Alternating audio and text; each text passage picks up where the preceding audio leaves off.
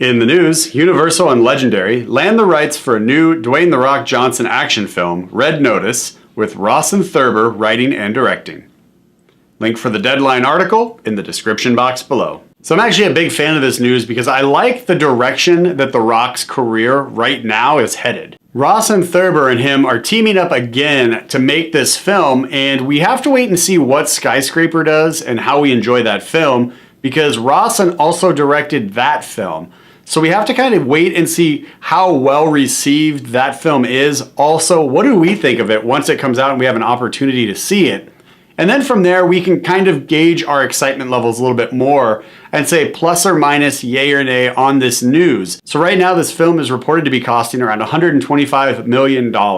So if Skyscraper doesn't really knock us out of the park in a fun adventure action kind of way, then I think this next film could be a little problematic for us and as far as our excitement level is concerned. Because if him and The Rock make Skyscraper and it just doesn't work at all and we just walk out of the theater like, what did we just see? That was a horrible follow-up to Jumanji. I don't really think our excitement's going to be there for this new film that we don't really have a lot of info on. But before we rest our excitement too much on just Skyscraper, let's look back at some of his other work that Rawson's done, so we can kind of have a better understanding of maybe where this new film and this new IP is headed. So as far as directing goes, Rawson has got more comedies under his belt than he does, say, just straight action films. However, he does have at least one action comedy on here that I did particularly enjoy. So Rawson's been working on comedies going all the way back to 2004 when he did the movie Dodgeball, a true underdog story with Ben Stiller and Vince Vaughn. And then going forward, there's We Are the Millers, We Are the Millers 2, and then Central Intelligence that he did with The Rock and Kevin Hart. And if you haven't seen Central Intelligence, I definitely recommend checking that out because that is now available on DVD and Blu-ray. So you should be able to also find that on a streaming service if you prefer the digital medium. So he has comedic directing experience. He's also got that one action comedy with Central Intelligence. So I'm curious to see what he can do with Skyscraper, which feels like it's that first big action adventure film that he's really going to do. And if that pans out well, and then we can look back and see kind of where his talents are as far as comedy goes, and try and find a nice blending of the two, I think this could really be a fun film, depending upon who else is going to star in it along with The Rock. And since he's also writing this, it's important to look at what else he's written, and he did write Dodgeball, a true underdog story. He also wrote Central Intelligence and Skyscraper. So 3 of the films that he's directed, he's also helped write, and I think that should actually give us a little bit more confidence as far as what he can do with a brand new franchise if he's going to be writing and directing it. Plus with The Rock, there's a guaranteed level that we can kind of set our expectations at for action and adventure and comedy now that I think is also pretty comforting when we're looking at a brand new property that we know nothing about. So for us as movie lovers and movie fans, I think this is really good news, and it kind of gives us a little bit of confidence that we can say, okay, we don't know what this is, but we can almost guarantee that it's going to be enjoyable to a point because of the 2 people who are right now starting up this brand new project. And in the Deadline article in the description box below, it even goes on to use the term tentpole film, which means that this could be like a big summer blockbuster that we can really be excited about. So fingers crossed that the more information and the more news that breaks about this story, the more excited we can get. And again, I'm looking forward to seeing who's going to co-star in this with The Rock, as well as all the other ancillary characters that are going to be present throughout the film and who they're actually going to bring in to kind of tie up some of those roles. So go ahead and throw your comments in the comments section below and let us know what you think about these 2 guys coming back together to create a brand new IP for us to enjoy on the big screen. James Mangold is set to direct a Ford versus Ferrari film for 20th Century Fox.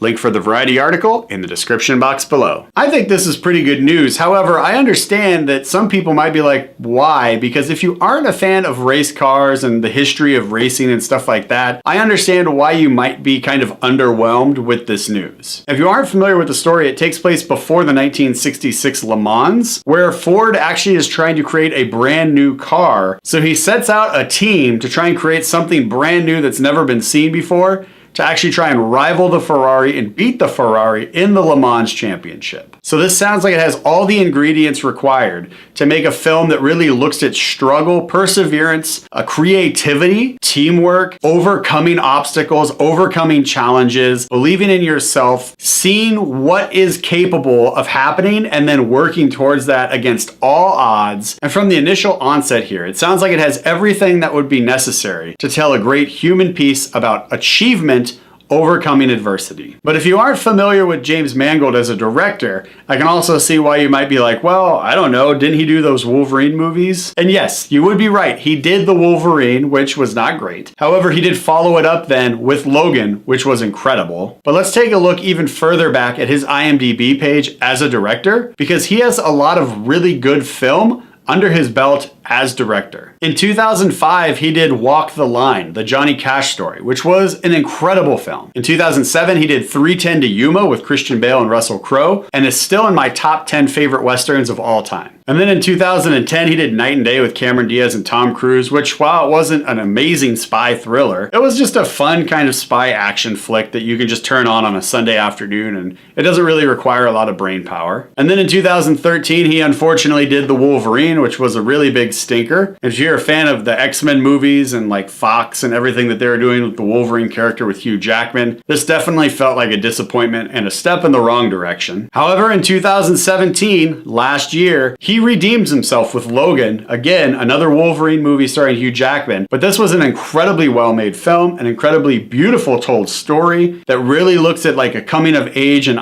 seeing who you are as you're changing and accepting the new responsibilities and roles that life offers you. Just a phenomenal film, and if you haven't seen Logan, definitely recommend you check that out because it is available on DVD and Blu-ray, and you can also find it on your streaming services. So overall, as we look back over what he's done as a director, it really looks like he's found pieces that focus on people, which I think is exactly what's needed if you're going to tell a story about people trying to create something brand new. Because I don't believe for one second that this new film is just going to be a film about how a car is created. I think it's going to be about the people and the struggle that those people go through to create something brand new that the world hasn't seen to compete against the top car in that field. So it's really going to look at relationships. It's going to look at what people have to overcome in their personal lives, what people have to overcome in a group setting, what the field of competition is in their actual workforce, in their field of like employment. I just think this could be a really great human piece. And James Mangold, if you, again, as we look back over what he's done, he actually has a pretty good roster of films that showcases his ability to bring out those qualities that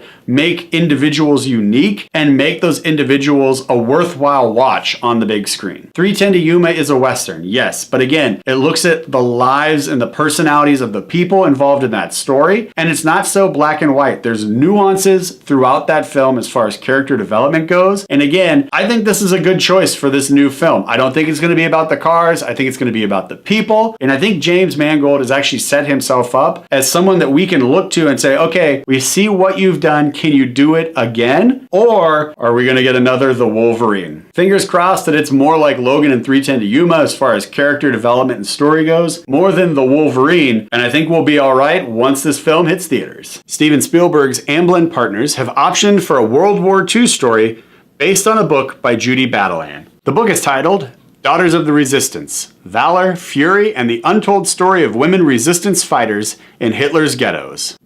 Link for the Hollywood Reporter article in the show notes below. If we look at the pattern that Hollywood is kind of moving towards with more female-centric and female-led films, I think this is a great pickup for Steven Spielberg. He does really, really well telling stories that kind of date specifically within that World War II timeline. He has a great grasp on how to deliver these stories in that time period. And yes, it is going to be another period piece film that he does, but when you do something really well, why not continue to do that? Because as an audience, we enjoy those films judging from the critical response and the box office and everything else. So why not allow him to continue making films that he's good at making and then delivering them to us so we can enjoy them and talk about them on shows like this or at your local coffee shop. So I think this could be a really cool story. Now, I haven't read the book. If you've read the book, go ahead and throw your comments below below about what your thoughts are overall as far as the book is concerned and what you hope to see from the book brought to the big screen. Because most people know that not everything in a book is going to be taken out and then adapted for screen. There's always stuff that's left behind or stuff that's kind of adjusted to make it work for the big screen, because what makes sense on paper might not necessarily translate very well to the big screen. So leave your thoughts below if you've read the book and let us know what you hope makes it from the book onto the big screen. So again, even though I haven't read the book, just the idea of these women resistance fighters kind of working this underground scene during World War II and trying to combat all of the evil and all of the hatred that Hitler was known for, I think could be a very powerful story. And again, with Hollywood kind of moving towards these more female-led, female-centric hero pieces, I think this fits right into this new zeitgeist that's popular right now. And I think it could really, really work really well. And with Steven Spielberg attached to show the heroic story of these women, it's a little early to say, but I think we could even be leaning towards Oscar considerations if we get a stellar cast of just like top-notch, grade A level talent performers from female actors, and then everybody else who's going to be involved in making this film.